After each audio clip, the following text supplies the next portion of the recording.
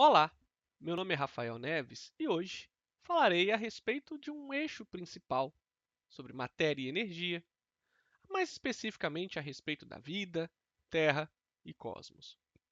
Hoje iniciaremos uma trajetória ao respeito do que é a vida.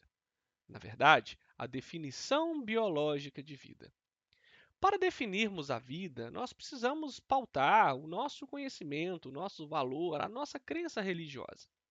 No entanto, cada área da ciência, e a biologia não foge a essa regra, tem algo, uma teoria que tenta descrever quais são as características básicas ou principais para que eu venha a considerar um organismo como sendo vivo. Ainda hoje é complexo. Ainda hoje nós não temos todas as respostas para essa questão central, o que é vida. Mas iremos caminhar com alguns relatos históricos que permeiam a lógica biológica da vida. Logo, uma das questões que sempre pautou o imaginário do homem, e ao me referir como homem, eu digo homem a respeito da espécie, juntando homens e mulheres, mas como surgiram os seres vivos? Ou seja, como surgiu a vida? Existiam duas ideias centrais. Uma, chamada de abiogênese, e percebam que a palavra começa com a letra A, e que para nós, na biologia, esse A terá o sentido contrário, o não, ou o oposto a alguma coisa. Bio, vida, e Gênesis, criação, ou seja, a geração não biológica da vida. Ou seja, para se gerar vida, eu não precisaria de nenhum ser vivo. Eu precisaria apenas que a matéria inanimada gerasse espontaneamente a vida.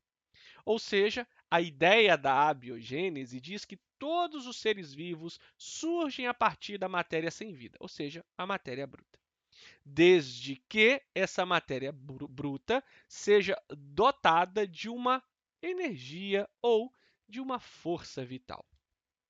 Por outro lado, outros indivíduos questionavam essa ideia da abiogênese e diziam que para que um ser vivo exista, ele precisa ter origem em outro ser vivo. Daí a ideia da biogênese, ou seja, todos os seres vivos só podem surgir a partir de outros seres vivos pré-existentes pela reprodução.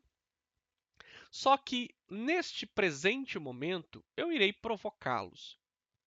Lembrem-se que no começo da minha apresentação foi dito que, para a biologia, enquanto ciência, muito do conhecimento ele é simbólico, porque nós usamos a descrição inicial de 300, 400, 1000 anos atrás, mas outras dessas ideias ainda continuam como teorias.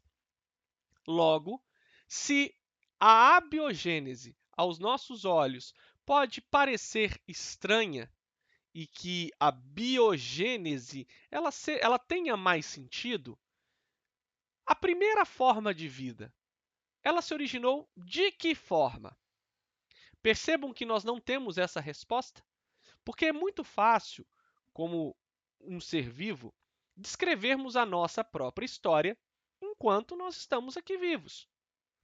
Mas algo que aconteceu 50 anos antes do nosso nascimento, nós precisamos de alguém que viveu aquele momento ou de um relato histórico para entendermos quais eram os acontecidos.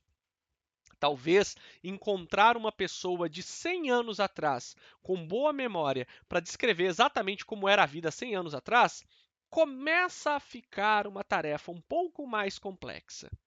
Mas para entendermos como era o mundo há 500 anos atrás, nós precisamos obrigatoriamente de um livro de história. Mas e o que aconteceu ao planeta há 4 bilhões de anos? Daí, precisamos ter teorias baseado em algumas evidências para tentar construir essa ideia do passado biológico. Assim, A abiogênese ela começa no século IV a.C. com Aristóteles, onde ele propunha que a matéria bruta, ou a matéria inanimada, ou seja, sem vida, ela poderia apresentar um princípio ativo, ou seja, um poder vital responsável por originar seres vivos sobre determinadas condições. Guardem essa última frase, sob determinadas condições. Ao longo da leitura de vocês no material e ao longo dessa aula, vocês vão começar a entender que, de fato, a junção de matéria inanimada em certas condições, carbono, o oxigênio, o hidrogênio, o nitrogênio, o enxofre e o fósforo, começaram a formar compostos que hoje são chamados orgânicos, porque primeiro tem o carbono e segundo faz parte da vida, como alguns aminoácidos, carboidratos, entre outros. Assim, ainda na abiogênese, Van Helmont, se você prensar uma peça de roupa manchada de suor junto com um pouco de trigo em um vaso aberto, após 21 dias o odor muda e o fermento transforma-se em ratos adultos. Isso foi postulado por Van Helmont em 1648. Obviamente, em cima da camisa terá ratos? Sim, porque se pensarmos naquele período, os hábitos higiênicos e o entendimento de doença bacteriana ainda não existia. Falar em bactéria, vírus naquela época, fungos naquela época, era algo inimaginado. O que começou a ser discutido em meados do século XIX e início do século XX. Logo, se você deixar uma camisa suada e alguns grãos de cereal sobre uma camisa, num sótão ou no porão onde ninguém transita, um animal, um rato, por exemplo, ele irá comer aquele trigo. Se você chegar repentinamente depois de algum tempo, você vai ver um rato ali em cima. Mas você não viu como o rato chegou e nem como ou nem de onde ele saiu.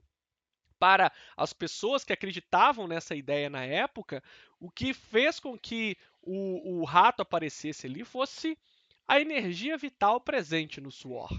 Assim, a partir de 1660, Francesco Redi ele começou a questionar as ideias da biogênese. E ele comprovou que as larvas de mosca que apareciam na carne em decomposição não surgiam por geração espontânea, mas sim a partir dos ovos colocados naquele meio por moscas adultas, como este experimento. Os abiogeneticistas, ou aquelas pessoas que acreditavam na ideia da abiogênese, acreditavam que quando você colocasse carne e um peixe num pote, depois de alguns dias, larvas começariam a aparecer ali e depois as moscas sairiam. O que gerou as moscas? Para as pessoas que acreditavam na biogênese, a própria energia vital do alimento criou as moscas. Mas para as pessoas que defendiam a tese contrária, ou seja, da biogênese, pegavam o mesmo experimento e colocavam sobre o pote uma tela, não permitindo a entrada de animais, mas permitindo que o ar entrasse e saísse. Como visto aqui, as moscas ficavam do lado de fora porque elas não tinham como colocar os ovos sobre a carne. Esse foi um experimento que começou a abalar a estrutura da abiogênese. Um outro exemplo da abiogênese, John Needham, ele conseguiu gerar micro-organismos a partir de um caldo nutritivo e dizia que esse caldo nutritivo tinha força vital.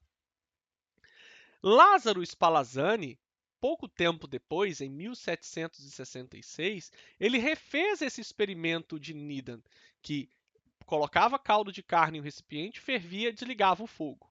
Depois de algum tempo, Needham percebeu que alguns micro-organismos e algumas moscas cresciam naquele caldo. Óbvio, a panela estava exposta e os animais podiam se nutrir daquele caldo. Spallanzani refez o experimento tampando o recipiente onde o caldo estava, impedindo que os micro-organismos e os outros maiores tivessem contato com o caldo, provando que a biogênese era uma teoria mais palpável em relação à abiogênese. Muito obrigado.